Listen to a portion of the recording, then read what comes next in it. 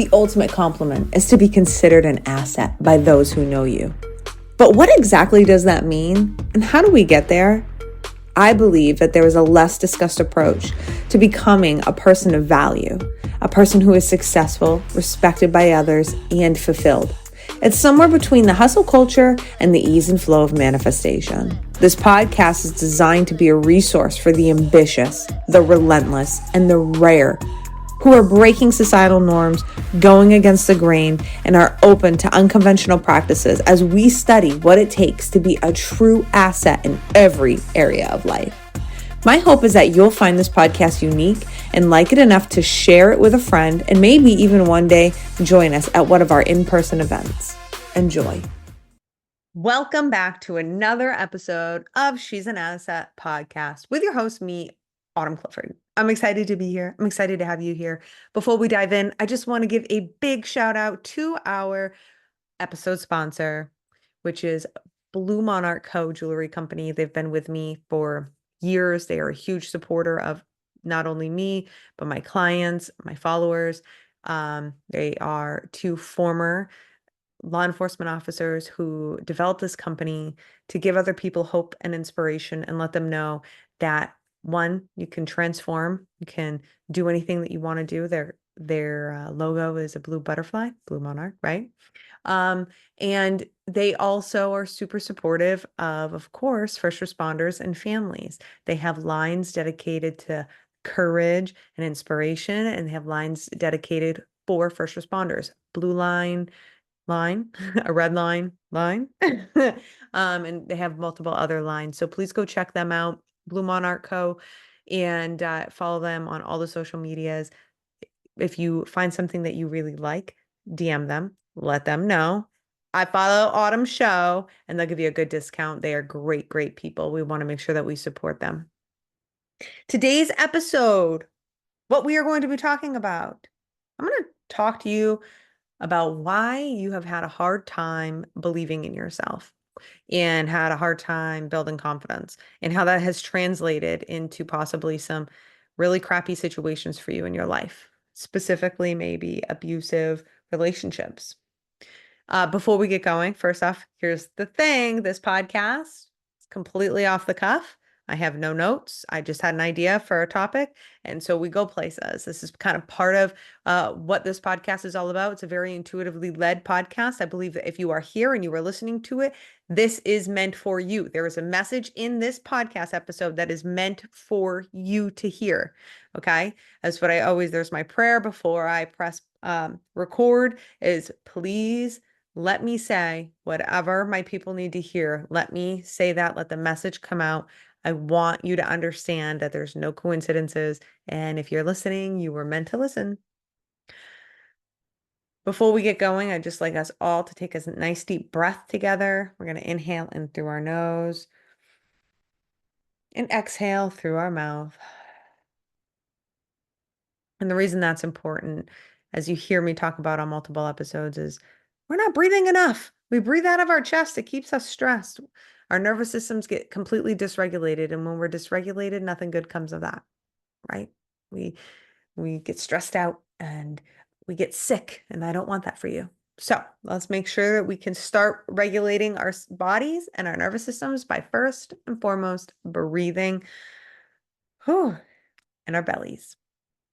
So let's talk about this whole idea around confidence and why you probably haven't been able to be confident, and how that has impacted you in your life. Maybe it might not have. You might be an anomaly, but I'm going to tell you about me and my life and what has happened to me.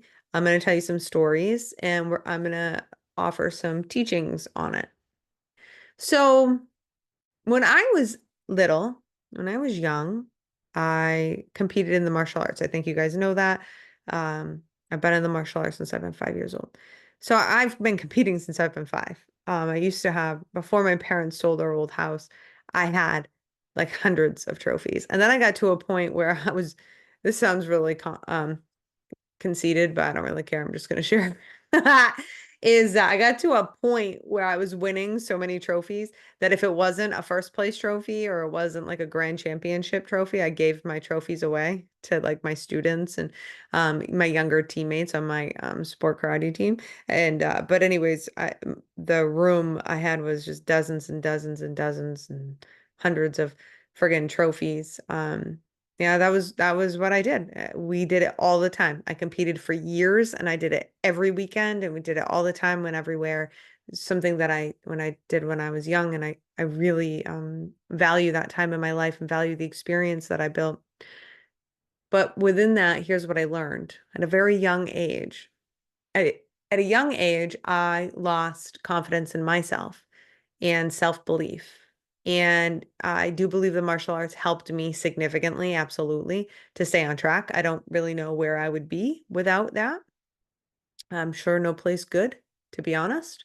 Um, so, huge shout out and love for my dojo and my studio, like where I grew up and my instructors, they really kept me on the right track. But what happened when I was younger, I learned that it was unsafe for me to be confident because what the story that I got told this, and I wanted to share this. This has been coming up for me a lot this week when I sit down and I ask like, what do my people need to hear? And this is a story I haven't talked about ever. But I think that maybe you can relate to this on some level. So here I am like 8 years old, 9 years old, starting to get pretty good at what I was doing. And I started to win more. I think by the time I was 10, I was starting to win a little more. And the story that I got told was there's a very fine line between cocky and confident, and you don't want to cross it because you're going to look arrogant. Don't be arrogant. Don't be arrogant. And then I remember like one time, like my sensei, or not, it wasn't the head instructor, but it was an instructor who I very much valued. He was a young teenager, but I was like 10. So to me, he was like, oh my gosh, right? He was a teenager. He made a comment and he said something about like if you refer to yourself as number one or the champ, that's very unbecoming and we don't support that. And I pegged, so do you know that song by Nelly? It's called Number One. Well, that's my song. That was my jam. That was what I listened to. Like that was how I got myself in a mindset and in this space to be this, ultra like competitive, martial artist. And that's how I got myself ready. And I really saw myself as number one, right? Like I am number one, two is not a winner, and three, nobody remembers. Like that rang in my head. And, I've talked about this before, but like naturally, I believe that we all have that, that ultra competitivism. And what happens is society beats it out of us. And that's what happened to me. I'll never forget that in my life because everybody on my team knew that I was number one. Like they knew that. I called myself number one. I sung that song, like I'm number one. Like, what do you want? And I'm not saying, listen, but I also helped everybody. And I also was very supportive of my team members. I mean, I coached one of my team members up so good, she started beating me, and I had to get even better so that I could beat her back, right? Like, I was never just all about me, which is really important for me to highlight because I know, like, you might be getting a picture and you're like, well, Autumn, that's gross, right? But I just really wasn't. I really, yeah, I believed in myself. Okay. And I was very all about being number one, sure. But I was a student teacher and I was helping other people all of the time. And I would stay late after class and I would help with fundraisers and like I would do all these other things and work really hard on my craft that nobody else was getting private lessons. Nobody else was there at the dojo 6 days a week. I was, right? Like, so, and when I wasn't at the dojo, I was working at my house or I was with friends from the dojo and we would practice. Like, so I was constantly working on my craft all the time. And but I learned that it wasn't safe. It was not safe for me to be um we can call it cocky, we can call it confidence. I call it believing in myself. It was not safe because Other people didn't like how it made them feel, is really what it was. I wasn't rude or disrespectful, but I believed in myself. And I'm going to tell you this. If you look at anybody who's a winner, if you look at anybody who's, winning at a high level, and what I mean by that is competitively, okay? They have that mindset too. And so that really knocked me off my that really knocked me off my game, but I came back, I overcame. But then it happened to me again. It happened to me again when I got a little bit older, about 6 years later. I was 16. No, yeah. I was like 15, 16 years old. And I had by that time, I mean, I was winning grand championships all the time. I was winning a lot. And I had already become the main state grand champion like 2 or 3 times in a row. Like the year, like for the year. So I mean, I was pretty good. And I remember somebody, I remember winning at an international, was it no, this was a national. I was in Rhode Island. And I remember winning. I had a division of like 50 competitors. It was incredible. It was huge. My mom didn't come with me. Um, and I think I stayed in a room with like my cousin and his mom. I can't remember. And anyways, so we're down in Rhode Island and I win. I can't even believe I won. Like I won like my forms, this huge division, boys and girls, and I win first place. I still have the trophy. And anyways, so I so I uh, so whatever, so I win. The moment I win, nobody cares. My entire team, parents are pissed. She always wins. The fuck is new. Nobody says congratulations to me. Nobody cared that I win. I just had the biggest win of my entire like martial arts career at this point. I'm freaking out and nobody cares. What do you think that I learned? What do you think I learned in that time? What did I learn? I learned it wasn't safe. It was not safe for me to be the best. It was not safe for me to believe in myself. It wasn't safe for me to be number one. Nobody likes that because it's hard at the top. It's hard at the top. And so I took this story, like I called my mom in the bathroom, bawling my eyes out. She's furious, right? She's like, what the fuck is this team? Like, what the fuck? Like, she's freaking. You have to know she's Italian. She's crazy in a good way sometimes. And I just learned right then and there. I'm like, damn, it is not safe for me to be, you know, to win and to be the best. And it's not safe. Nobody likes me. Nobody cares. And I kind of spiraled, to be honest. I think I won a couple more titles after that, and then that was it. And from that point on, and definitely before then too, like I struggled, like I really struggled in and out of my life to build self-confidence, even though I could take care of myself. And this is what's so important and why I'm so big on combining situational awareness and personal growth and development and the mindset work because I could take care of myself. It was very clear to me. Um, I could tell you other stories. I'll tell you more stories, but it was very clear to me that I could take care of myself. But so it wasn't about like, oh, like I'm afraid, I'm unsafe, like I'm an easy target. It was never about that. Never thought that. I never thought that a day in my life. I'm like, I will take somebody out. And of course, there's always somebody who can beat my ass. Of course. But when you do know, especially being a young girl, when you know more than the average young girl and how to like protect yourself, it makes you feel good, right? And I knew more about it than like the average young boy who wasn't also in martial arts, right? Okay. So I never had that like that doubt in my mind. But what happened, okay, was that I didn't have the mindset aspect. And nobody had this conversation with me about like that. That was just a story that like these people, it was how I made them feel, but it was me winning brought up something in them and they were just pissed about it. It was really because I just kept beating the shit out of their kids. Like, sorry, make them be better. I don't know what to tell you. It wasn't, and like just so we're clear, it wasn't like I was supernatural. at this. Like I just worked really, really hard and I would put the work in. Like, and I tell everybody, I got into the black belt class when I was 13 years old because they didn't know what to do with me because I was just very advanced. I had the shit kicked out of me 2 nights a week for over an hour by big dudes, like guys, big dudes, dudes that completely that you would just completely unassuming who are just phenomenal. Like I would have my ass handed to me all the time, all the time. My husband jokes with me because my nose is flat. Like you will see, my nose is flat and I've been punched and kicked in the fucking nose so many times. I've seen the light right before you're about to get knocked out. I can't even tell you. I've seen stars, you know, I'm not, and listen, there's always somebody who's like more badass than me, absolutely. But just know, like, I put in the work to get to where I was. And so I learned that it wasn't safe for me to own who I was. And that's really important for you to hear that.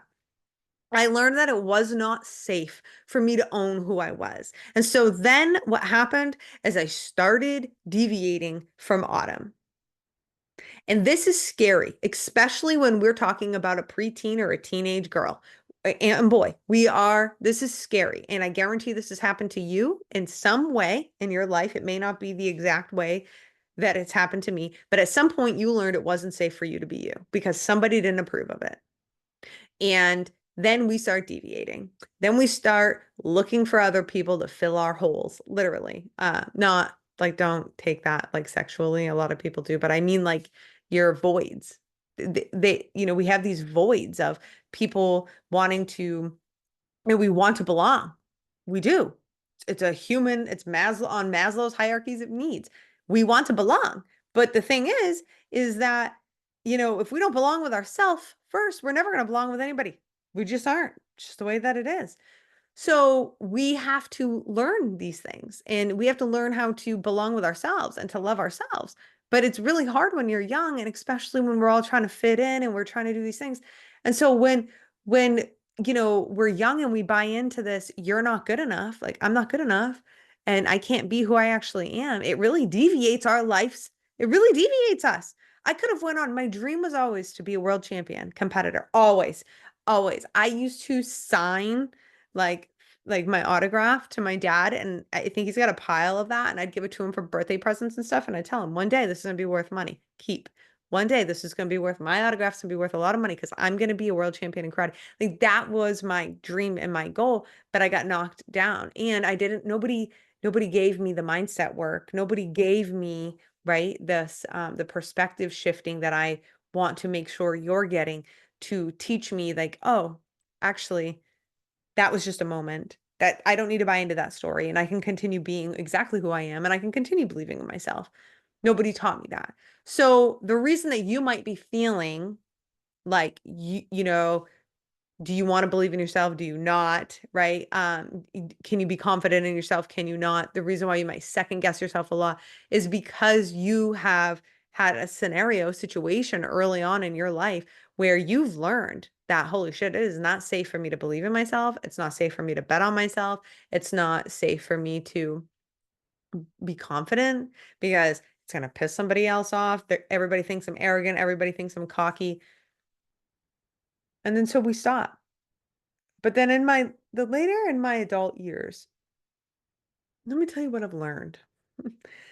And again, I'm 34. I know a lot of you have probably lived a lot of life, but I'm going to tell you, just like a trooper told me, he was doing my background check one day when I was young.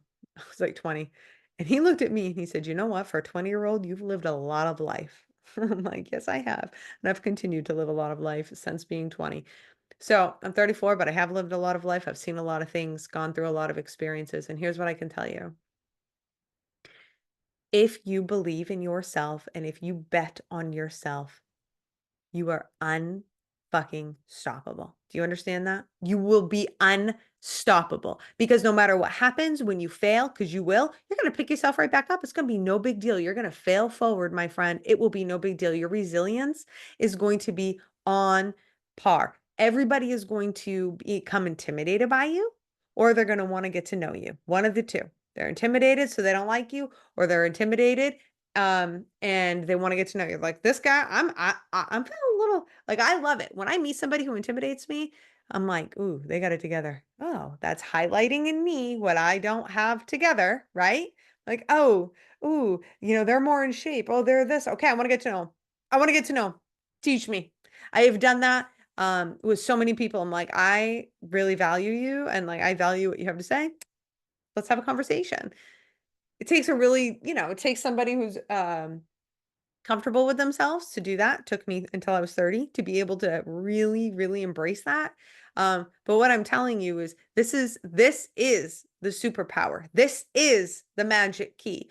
You believing in yourself is the magic pill you've been looking for. Truly, it will unlock everything for you. It will unlock you feeling like you can go for the job or the career that you want or building the business that you want. It will unlock you being able to really go for that body you've always dreamed of, to be in the relationship you've always wanted, to do anything that you wanted to do. This is the key.